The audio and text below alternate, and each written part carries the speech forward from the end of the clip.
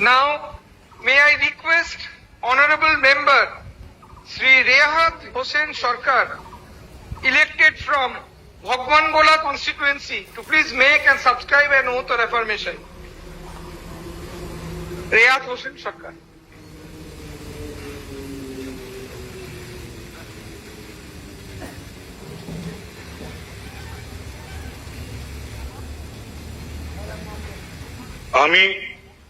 আমি রেয়াত হোসেন সরকার পশ্চিমবঙ্গ বিধানসভায় সদস্য নির্বাচিত হইয়া ঈশ্বরের নামে শপথ গ্রহণ করিতেছি যে সত্যনিষ্ঠার সহিত প্রতিজ্ঞা করিতেছি যে বিধি দ্বারা স্থাপিত ভারতের সংবিধানের প্রতি আমি অকৃত্রিম নিষ্ঠা ও আনুগত্য পোষণ করিব।